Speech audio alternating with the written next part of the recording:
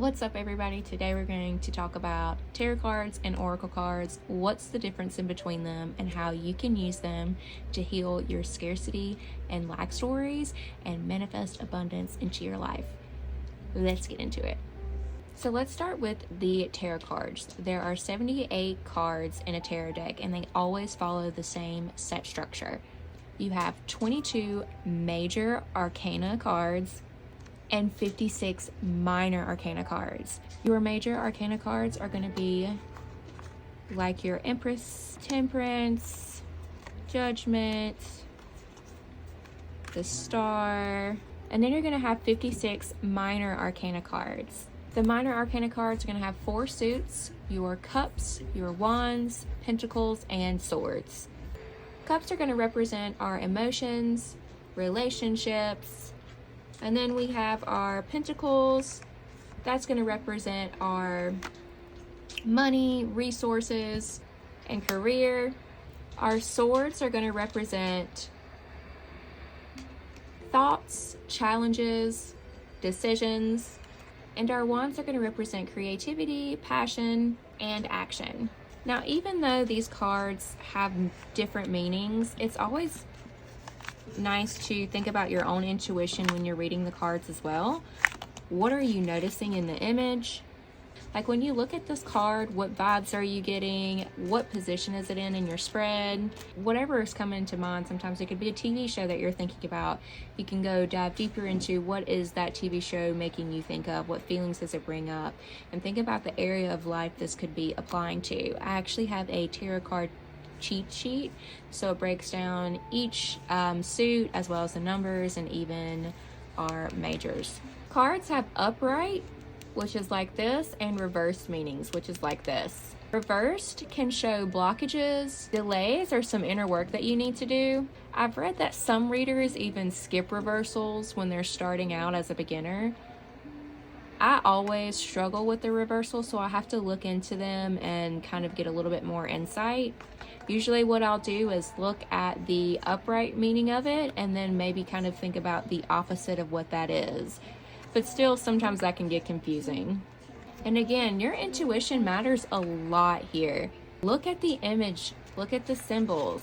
How does this relate to you right now?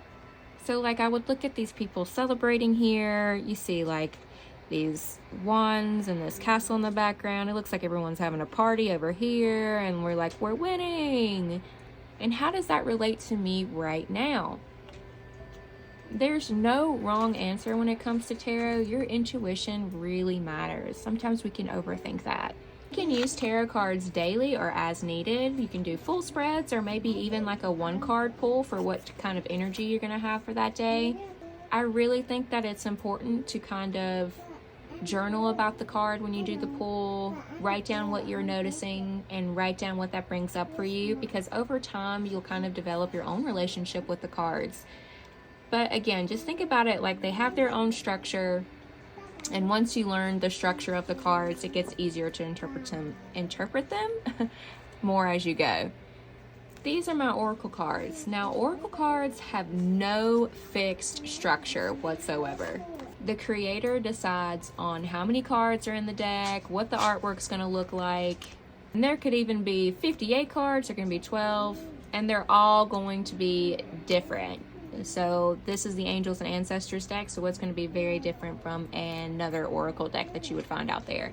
You'll find their meanings in the guidebook. But they can also be more free-flowing, intuitive, and flexible. And you might hear my children in the background. That's just how the cookie crumbles around here. Oracle cards can be conversation starters, or they can even give you clarity on your tarot card pulls.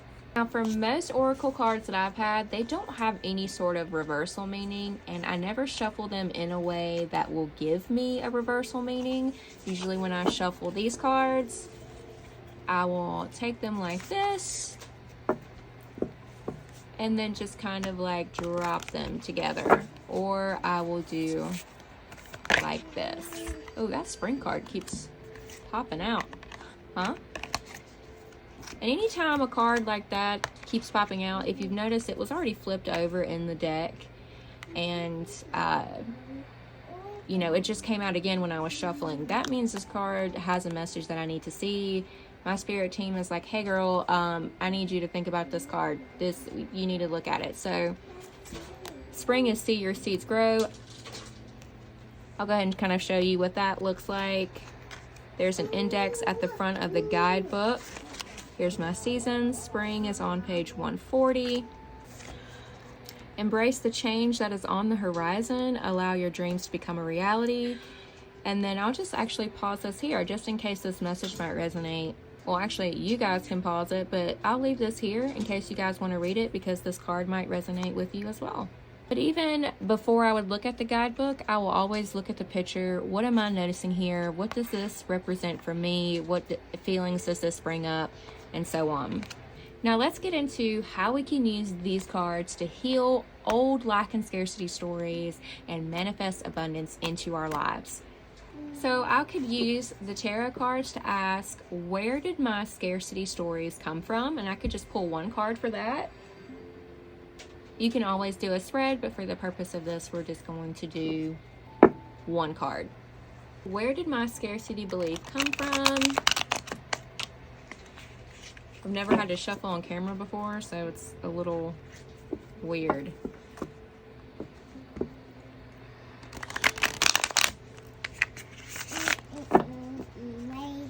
Okay, so where...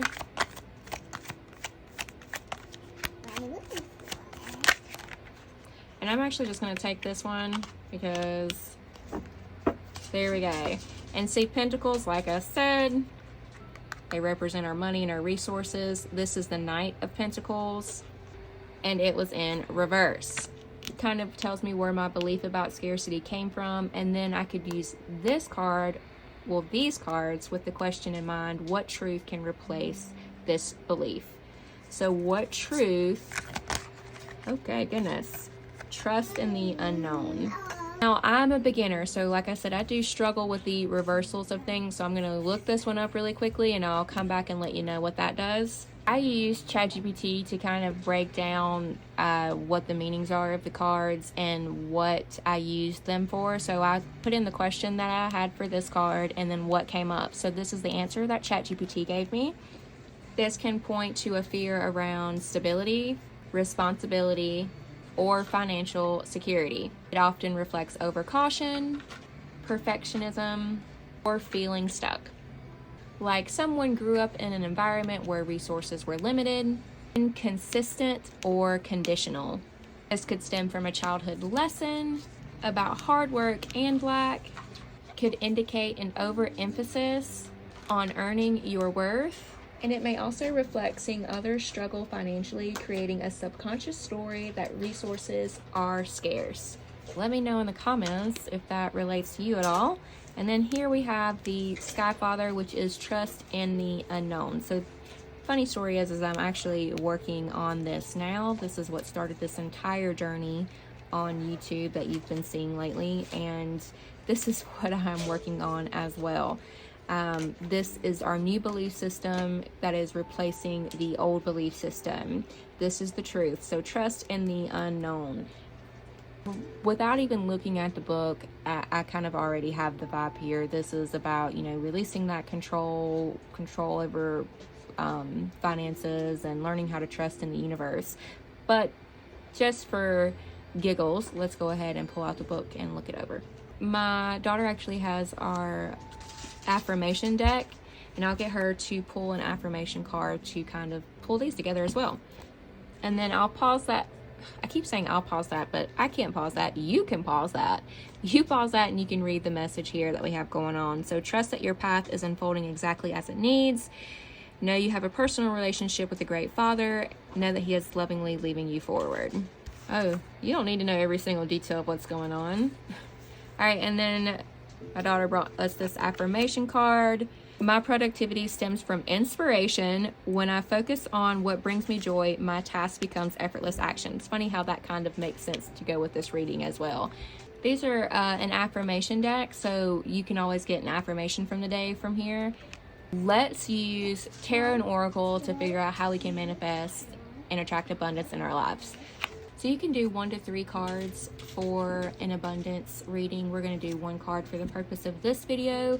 I can ask a question like, what action would align me with my goal, or what energy is around me, surrounding me around abundance, or what limiting belief do I need to release? I always find that tarot cards can be a little sassier than oracle cards, because they will call you out on your crap. So let's go with what action will align me with my goal.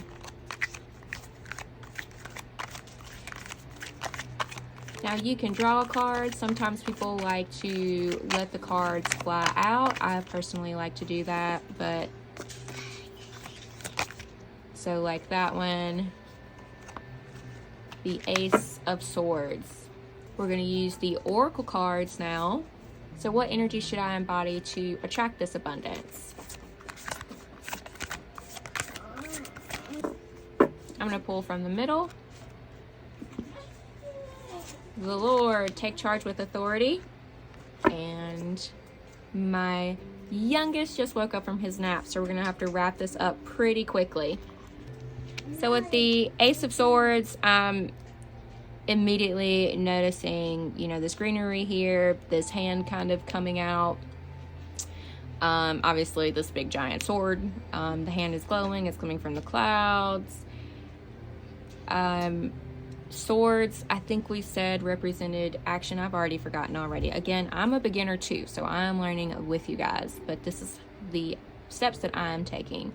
So I'm thinking Ace is always new beginnings, Swords is action. I'm thinking grab it by the what and just go for it. And even this one, take charge with authority. This guy, he looks pretty serious. He is not taking no for an answer. He is going for it. He's even got these little stag horns here. He's like, just like, let's do this thing. Rather than me telling you what these cards mean this time, I want you guys to kind of pause and think about the questions that I asked, and either journal or write a comment and let me know what you think this could mean. What do you think this could mean given what I have done with the scarcity spread? What do you think that this could mean for me?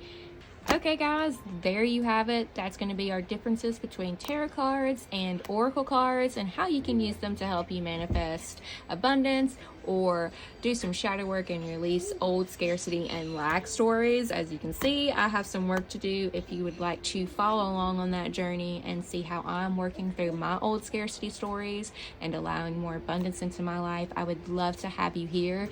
Maybe you're walking the same journey as I am, so we can walk it together.